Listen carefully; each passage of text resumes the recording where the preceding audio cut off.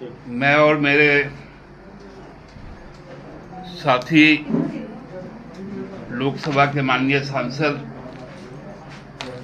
विजय हांसदा जी भी यहाँ पर उपस्थित है। आज सुबह से ही हम सबको जिनसे परिचित है, एक राजनीतिक बाचाल के तौर पर जिनकी उपस्थिति झारखंड की राजनीति में है, उनके द्वारा यह बात बताई गई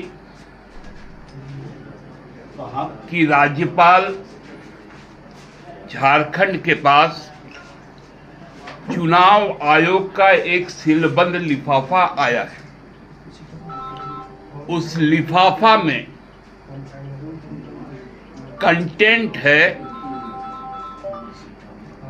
कि माननीय मुख्यमंत्री हेमंत सोरेन जी का सदस्यता रद्द किया जाए। ये आने के बाद सभी राष्ट्रीय मीडिया और local electronic media, social media ने इस बात को प्रचार करना शुरू कर दिया कि मुख्यमंत्री की सदस्यता रद्द की गई। भारत देश 1950 में आजादी के बाद 26 जनवरी 1950 में संविधान को आत्मसात किया था। वो संविधान जो इस देश के लिए सबसे महान धर्म ग्रंथ है शासन के मामले में, और उसकी कई संस्थाएं जिसमें संसद से लेकर न्यायालय से लेकर चुनाव आयोग तक भी है। इन संस्थाओं का अपना स्वायत्ता है, अपने नियम कानून आईन है, और ये सारी संस्थाएं जो न्यायिक शक्तियां भी रखते हैं, वो संस्था अपना जो निर्णय लेती है उसका पूर्वाभास कभी भी नहीं किया जा सकता। आप अपनी दलील दे सकते हैं, न्यायिक सेवा से जुड़े लोग उसका विश्लेषण किया कर सकते हैं, लेकिन निर्णय को पढ़ के सुनाने का जिम्मा केवल और केवल सक्षम पदाधिकारी का होता है, चाहे वो न्यायाधीश हो या किसी न्यायिक आयोग के अध्यक्ष हो। लेकिन ये संपूर्ण आज पटकथा भारतीय जनता पार्टी द्वारा लिखी गई। लग रहा था कि चुनाव आयोग का जो फैसला है वो या तो पंडित दीनदयाल उपाध्याय मार्ग में लिखी गई हो या बिरसा मुंडा राजपथ में उनके कार्यालय से लिखी गई। यह समझना बड़ा मुश्किल हो रहा था। संवैधानिक संस्थाएं माननीय राज्यपाल जी जब रांची आए तो उन्होंने विमानपत्तनम में उतरते हुए कहा कि मेरी जानकारी में ऐसी कोई बात नहीं है कि चुनाव आयोग ने किसी भी तरह का पत्र भेजा है। ये मीडिया के सामने उनका वक्तव्य है। मैं राजभवन पहुंचूंगा उसके बाद ही मैं कुछ बता पाऊंगा। लेकिन भारतीय जनता पार्टी के नेताओं को जो बात माननीय राज्यपाल को नहीं मालूम, वो भारतीय जनता पार्टी के नेताओं को मालूम। यह अजीब विडंबना है। भारत के निर्वाचन आयोग से आज हम यह मांग करते हैं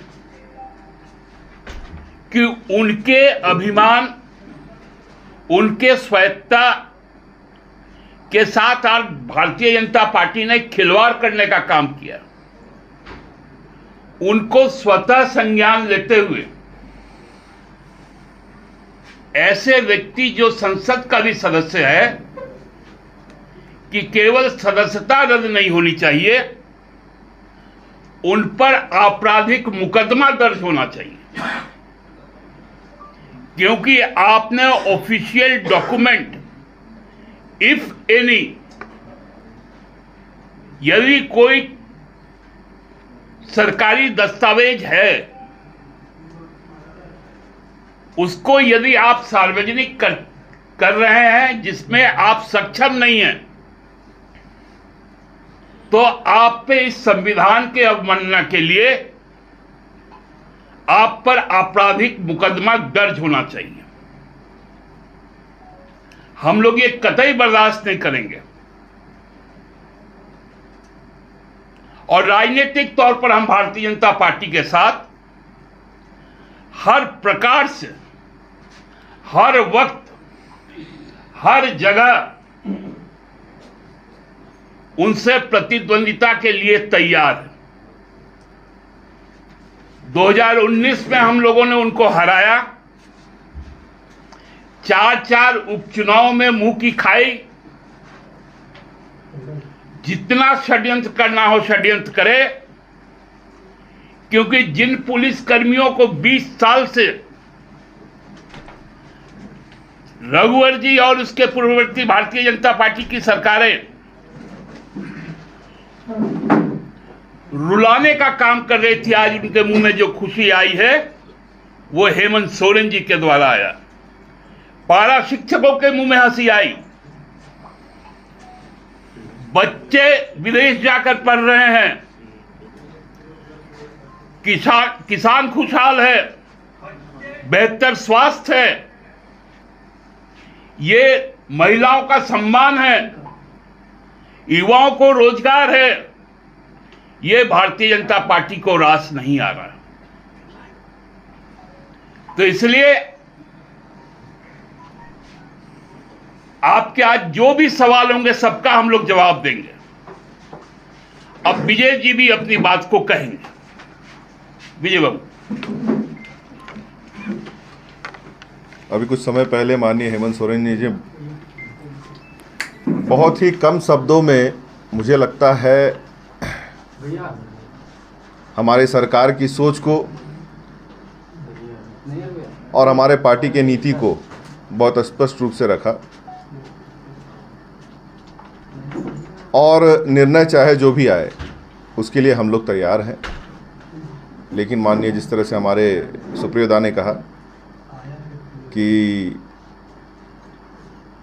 संविधान हमारा एक बहुत ही मजबूत नींव के साथ तैयार हुआ है और जिस तरह से बातें इन संस्थानों के द्वारा नहीं, पहले ही कुछ लोग अगर बाहर में बोल देते हैं तो ये सोचने पे कहीं ना कहीं मजबूर हमें भी करता है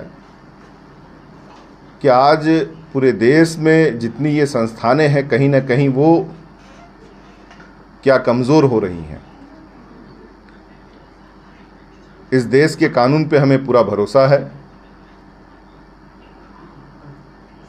और न्याय हमें मिलेगा, इसका भी हमें पूरा भरोसा है।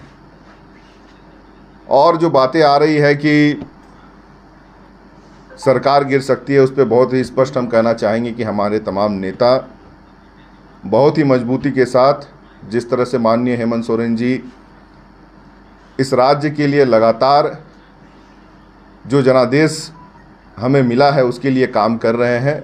हमारा विश्वास उन पे और मजबूत, और साथ ही साथ मुझे लगता है इस राज्य की जनता का भी विश्वास उन पे और मजबूत होता चला जा रहा है।